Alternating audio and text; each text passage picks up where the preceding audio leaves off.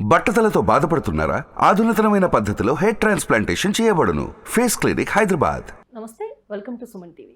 బంగారానికి సంబంధించి అనేక మందికి అనేక డౌట్స్ ఉంటాయి.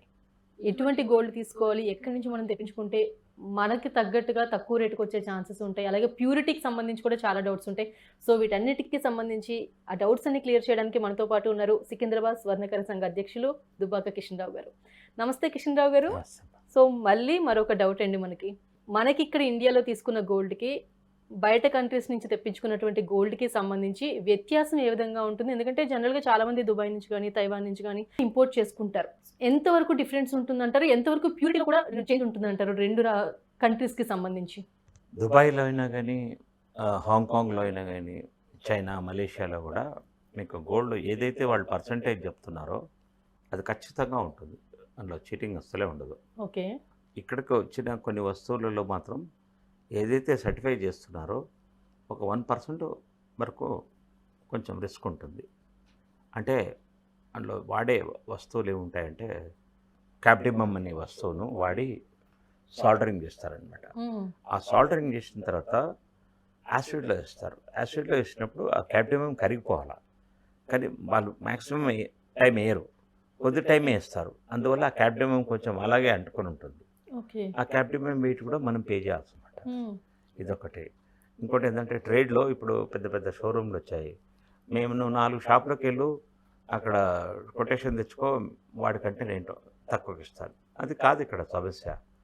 నువ్వు ఎంత రిలయబిలిటీ ఇస్తున్నావు, నువ్వెందుకు ఇస్తున్నావు? వాడికి రేటు నీది రేటు ఒకటే కదా, నువ్వెందుకు తక్కువ ఇస్తున్నావు అంటే ఇక్కడ కొంచెం మోసాలు ఏమంటే ఇరిడియం అనే ఒక అనుధార్మిక మెటీరియల్ను ఇందులో వాడతారనమాట.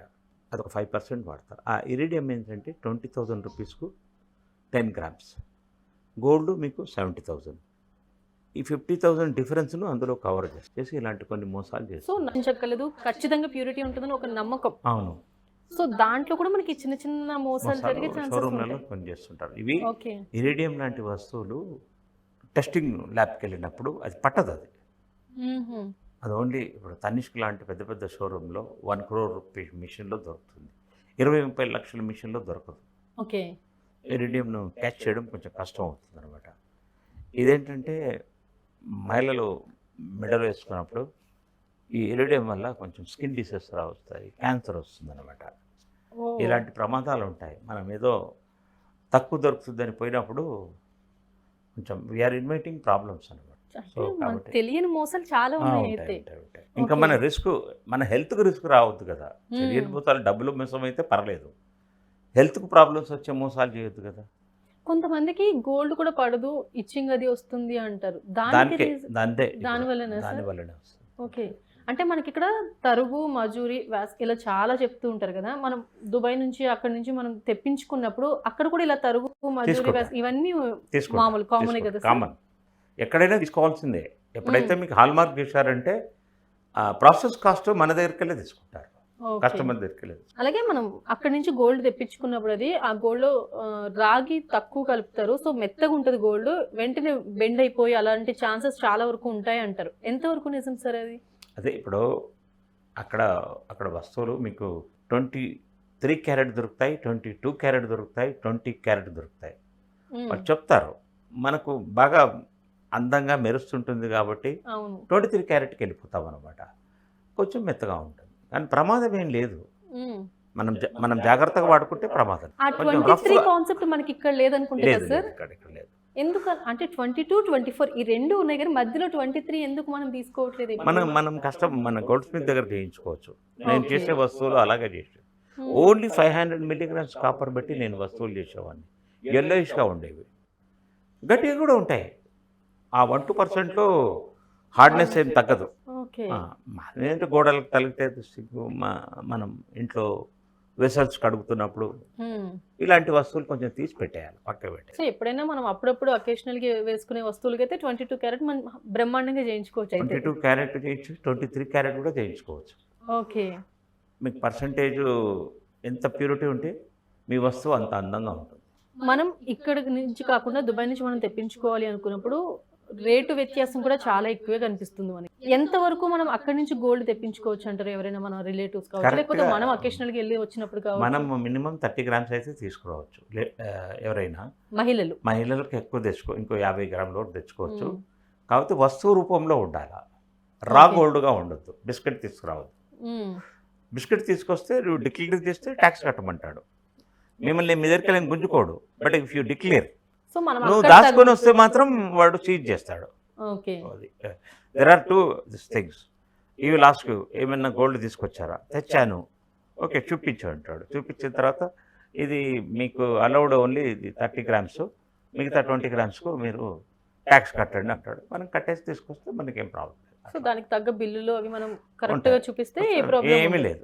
ఓకే. మీరు వస్తువు కొనుక్కున్నప్పుడు బిల్ ఇస్తాడు కాబట్టి మనకి ఇంకా అడ్వాంటేజ్ ఉంటుంది. మన ఇండియాలోనే చాలా మోసాలు జరుగుతూ ఉంటాయి సార్. ఎందుకంటే ఒక్కొక్క ప్రాంతానికి ఒక్కొక్క రేట్ ఉంటుంది. ఆ రేట్ విషయంలో కూడా చాలా మందికి చాలా కన్ఫ్యూజన్ ఉంది. ఎందుకంటే హైదరాబాద్, విజయవాడ, రాజమండ్రి, చెన్నై ఇలా ప్లేస్ స్టేట్ మారే కొద్ది కూడా రేట్ చాలా డిఫరెన్స్ ఉంటుంది. ఎందుకు ఇంత తేడా? ఎందుకంటే మనకి ఎప్పుడైనా పైనుంచి వచ్చే గోల్డే కదా, ఎందుకు ఇక్కడికి వచ్చేసరికి మనకి ఇంత వ్యత్యాసం కనిపిస్తుంది అనే ఒక డౌట్ చాలా మందిలో ఉంటుంది సార్. ఎందుకు ఈ వ్యత్యాసం మా పక్క రాష్ట్రాలకు కూడా? నెల్లూరులో కొంచెం బాగుంటుంది గోల్డ్, ప్రొద్దుటూరులో వస్తువులు బాగుంటాయి. ఈ రెండు ప్లేస్ కడపలోని ప్రొద్దుటూరులో గోల్డ్ వస్తువులు బాగా చేస్తారు, రిలయబుల్ కూడా ఉంటుంది. నెల్లూరులో కూడా అలాగే చేస్తారు. తర్వాత తెలంగాణలో కొంతమంది నమ్మకస్తులు గోల్డ్ స్మిత్ కూడా చేస్తారు. వాళ్ళ దగ్గర గోల్డ్ వస్తువులు చాలా డిమాండ్ కూడా ఉంటుంది. మరి షోరూమ్ల కంటే కూడా వాళ్ళ దగ్గర ఎక్కువ కస్టమర్స్ ఉంటారు. అక్కడ చిన్న చిన్న కొట్లో కూడా గిరాకీ బాగుంటుంది. అవును, జనరల్ గా మనకి సికింద్రాబాద్ వచ్చేసరికి హోల్సేల్ గోల్డ్ అన్నట్టే ఉంటుంది చాలా వరకు. అవును, హోల్సేల్ అనేసరికి మనకి అక్కడ ప్రైస్ ఏ విధంగా ఉంటుంది సార్? ఎందుకంటే షోరూమ్స్ వచ్చేసరికి లేకపోతే హోల్సేల్ షాప్స్కి వచ్చేసరికి డిఫరెన్స్ ఎక్కడ మనకి తగ్గుద్ది అంటారు? హోల్సేల్ షాప్లో ఇప్పుడంతా రెడీమేడ్ వస్తువులు దొరుకుతున్నాయి. ఆ రెడీమేడ్ వస్తువుల్లో మీకు వాడు 20 క్యారెట్ ఉందంటే 20 చెప్తాడు, బట్ ఈ విల్ ఛార్జ్ 6-7%. కానీ మీకు ఓపిక ఉండదు కదా హోల్సేల్కి వెళ్ళి తీసుకోవాల్సింది. వాడు కూడా ఏం చేస్తాడంటే ఓన్లీ గోల్డ్ స్మిత్ వాళ్ళకే ఇస్తాడు. వాడు సెమీ డీలర్స్కి ఇస్తాడు, డైరెక్ట్ కస్టమర్కి ఇవ్వడు. వాడు డైరెక్ట్ కస్టమర్స్తో గోల్డ్ స్మిత్ అందరు వెళ్ళి గొడవ చేస్తారు. నువ్వు మాకు అమ్ముతావు, మాకు వచ్చే లాభంలో నువ్వు వస్తున్నావు అనేసి హోల్సేలర్లు పట్టుకుంటాడు. కాబట్టి కొద్దిగా మనము ఎర్లీ మార్నింగ్ 9 లోపల 10 లోపల వెళ్తే మాత్రం గోల్డ్ స్మిత్లు ఉండరు కాబట్టి మనకు వాడు ఇచ్చేస్తాడు. ఓకే. ఈ టైంలో కూడా మనకి అవకాశాలు ఉన్నాయి అయితే. ఉంటారు. ఎందుకంటే నలుగురు గోల్డ్ స్మిత్ ఉంటే వాడికి కొంచెం ప్రాబ్లం. అయితే పెట్టుబడి అనేసరికి మనం బంగారం విషయానికి ఎక్కువ వెళ్తాం, వెండి గురించి అంత ఎక్కువ ఆలోచించరు. కాకపోతే ఇప్పుడు పరిస్థితుల్లో వెండి కూడా రేటు పెరిగిపోతూనే ఉంది. వెండి విషయానికి వచ్చేసరికి ఎందుకు పెట్టుబడిగా చాలా మంది ఆలోచించట్లేదు అంటారు? వాల్యూమ్ ఎక్కువ వస్తుంది కదా వెండికి. ఇప్పుడు కిలోకు ఇంత పెద్ద బార్లాగా వస్తుంది. అదే గోల్డ్ నీకు కిలో ఇంతనే ఉంటుంది. సో 1/3లో గోల్డ్ ఉంటే 3 టైమ్స్ ఎక్కువ సిల్వర్ ఉంటుంది. ఓకే. ప్లేట్స్ చేయడానికి కానీ, అవును, దేవుడి విగ్రహాల డెకరేషన్కు కానీ, పట్టగొలుసులు కానీ వాడతాం. కానీ లేకపోతే ఈ రోజుల్లో బాయ్స్ దానిగా వాడుతున్నారు. కాకపోతే మెల్లగా సిల్వర్కు దిగుతున్నారు. ఎందుకంటే సిల్వర్ కూడా మంచిగానే అందంగా ఉంటుందని ఇప్పుడు సిల్వర్ జ్యువెలరీ చాలా వచ్చింది కదా సార్. గోల్డ్ కోటింగ్ వచ్చి సిల్వర్ జ్యువెలరీ చాలా మంది వెళ్తున్నారు. ఎందుకంటే మనకు ఈ తరుగు మజూరీకి పెట్టే డబ్బులతో సిల్వర్ ఐటెంలో మనం గోల్డ్ లా కనిపించే తీసుకోవచ్చు అని చాలా మంది ఇప్పుడు సిల్వర్ జ్యువెలరీకి వెళ్ళిపోయారు. అయితే ఇక్కడ మనం గోల్డ్ ఎక్స్చేంజ్ చేసినప్పుడు మనకు ఒక ప్రైస్ వస్తుందని ఒక క్లారిటీ ఉంది సార్. సిల్వర్ ఎక్స్చేంజ్ చేసినప్పుడు ఎంతవరకు మనకి రిటర్న్ వచ్చే ఛాన్సెస్ ఉంటాయి? చాలా మటుకు తక్కువ వస్తుంది, రాదు కూడా.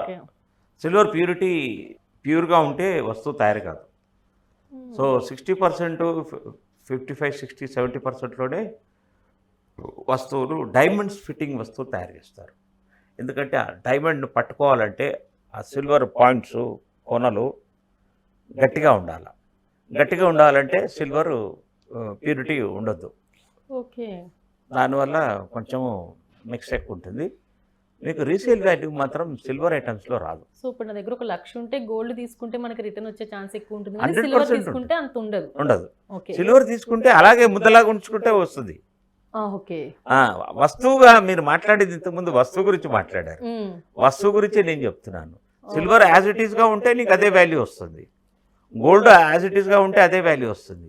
బట్ వస్తువుగా మార్చినప్పుడు మాత్రం you will be forgoing around 8 to 10%. చాలా డిఫరెన్స్ వచ్చేసింది ఇక వస్తుంది. మనం అంటే కొన్న మంచి రిలయబుల్ సెల్ ఆఫ్ కార్డ్ అయితే మీకు 4-5% లాస్ట్లో. సో ఫైనల్గా కిషన్ రావు గారు చాలా వాల్యుబుల్ ఇన్ఫర్మేషన్ ఇచ్చారు. థ్యాంక్ యూ సో మచ్ అండి.